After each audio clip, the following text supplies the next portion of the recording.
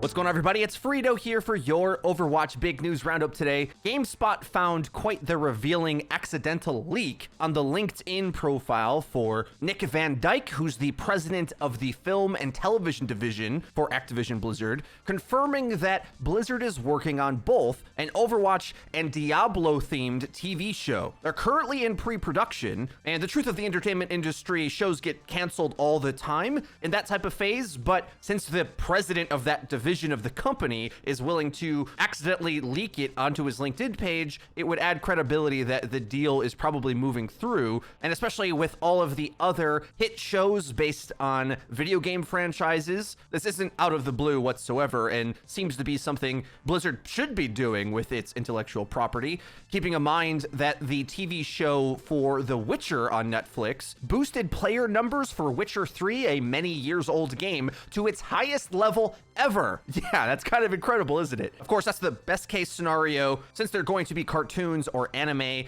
a better comparison point is the Netflix show for Castlevania, which seems to be what they're going for with the Diablo franchise. Less is known about the Overwatch series, at least through his LinkedIn post, but I think we can piece together what's likely to happen. He doesn't fully leak that the Overwatch show is coming to Netflix, just that it's been sold, claiming that it's a deal that he put through. If you're working with them on one, you would imagine that they're doing it with the other as well, unless the show came to a public platform like YouTube or something, but I kind of doubt that. Since Blizzard already does the animated shorts that go to YouTube, you'd think that they'd aim for a step up in budget onto a paid subscription service like Netflix. All in all, I'm pretty hyped. Back in my day, all the kids were watching Pokemon, and as Blizzard has really upped their game in the lore department, I think could be something that's really awesome, especially when you compare to some of the highest highs that Overwatch has achieved in this department. I think people often forget how awesome the Doomfist little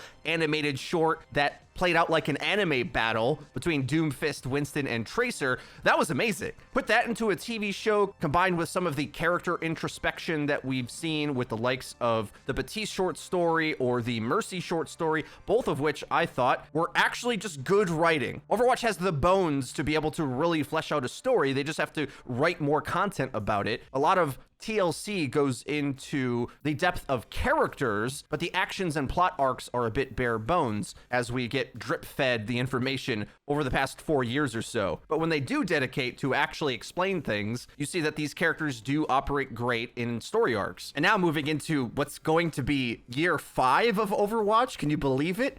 Now the state of the game feels like it's really getting in its groove, and all signs point to the franchise being ready for the influx of interest surrounding the likes of the sequel coming out perhaps this year, as well as a TV show. Big moves in 2020, we've only seen the first stepping stones of it thus far in terms of the balanced philosophy and competitive format. With the TV show and PvE coming with Overwatch 2, the franchise is really attacking the market from all angles, and I think that's a great decision. Otherwise, in Overwatch news, the Overwatch League now is into its 3rd week, and I thought it was a good time to review how things have been going, the state of the esport viewing experience, and it's been a bit up and down, some serious positive steps forward, as well as some steps back, unfortunately.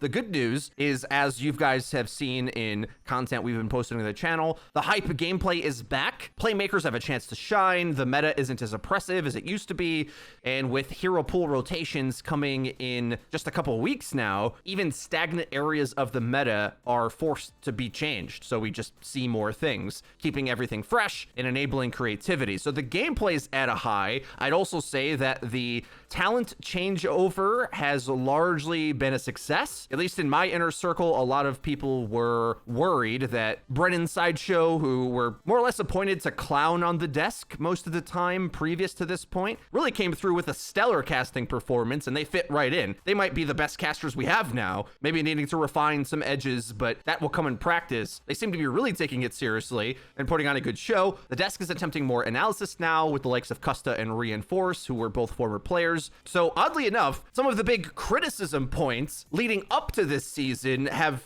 fallen through and not been an issue, I think, at all. But the sad thing is the league has been failing at an area nobody thought they even could, which is in the production of the games. We haven't really gained any information on why this has been the case, and you would assume this is something they've got to iron out like yesterday, so maybe it'll stop being an issue. But either due to technical problems or having a new production crew, they just can't help themselves in playing ads at the wrong times. Whenever Zoe's on the desk, they start playing the ad bump far too early, cutting her off mid-sentence. There's been times where Cheez-It Crunch Time has been played in the middle of team fights, blocking out the screen for like 45 seconds. It's just completely unacceptable stuff, but also kind of led to some hilarious memes at the same time, where the YouTube chat will now spam any crunchers in chat, and the league has tried to lean into it, actually posting up a popular shared meme for it being the Crunch Time League on the broadcast, which is either amazing or maybe jumping the shark a bit.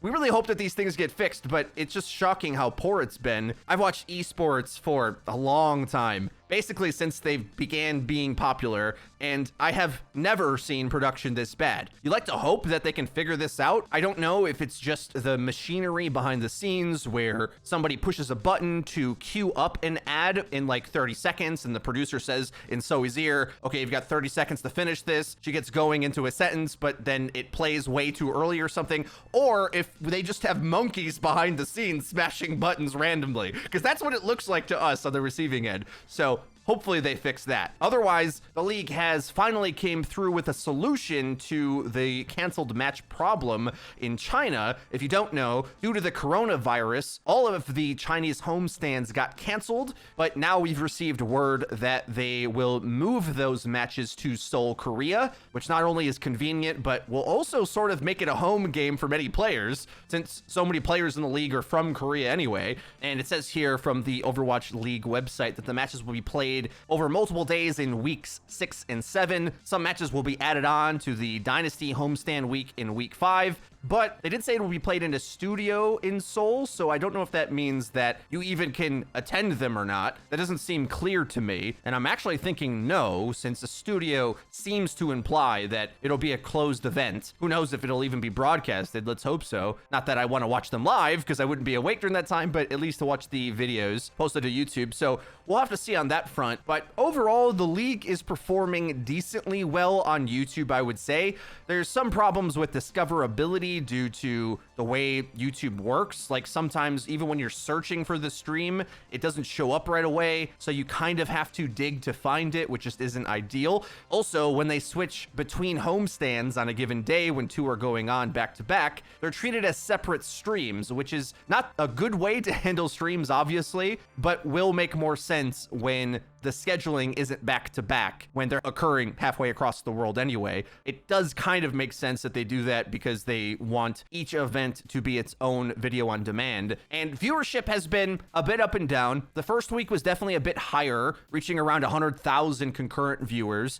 And week 2 seemed to hold a bit more around the 60 to 70K mark, which seems a bit troubling for the early days of the launch of Season 3. But you might expect that that can improve when they figure the production issues out, as well as word getting around that the league's actually really fun to watch now, as opposed to last year. But at the very least, you can conclude that the viewership numbers aren't like a huge drop off from Twitch actually, and seem kind of consistent. So that's good news. But on the bad news side, in terms of the finance of the league, something that I noticed is that a lot of the ads they have are either from other Blizzard games or mobile games, which is possibly one of the biggest red flags so far, because if you think back to previous years, they were able to secure sponsorships from the likes of Toyota, who made their own cute ads, and at least thus far into Season 3, the ad sales team for Overwatch League hasn't really got going, because you wouldn't choose to take the budget from other studios internally if you had to. You'd much rather fund your league by getting ads from third parties rather than repeating ads for Hearthstone and the COD Pro League, or wacky mobile games nobody's heard of. It's a bit concerning and likely a step down, but it also might just be because of the big platform change. They haven't had time to properly secure higher tier advertisers yet because they didn't really know what they could produce. So who knows? Something to monitor, but kind of interesting that we've somehow found ourselves with new issues with the Overwatch League, whereas some of the early concerns turned out not to be concerns. I found that kind of interesting. So that's gonna be it for today's news roundup video. I hope you did enjoy it, and if you haven't already, be sure to subscribe and hit the bell icon so that you actually get notified when our videos go live. Like the video before you head out, and follow us on Twitter, which is linked in the description, along with all our sources for today's video. That's been it for me. I've been Frito for your Overwatch. We'll see you guys next time. Oh, he gets dumped upon Callahan. Oh, very cheeky.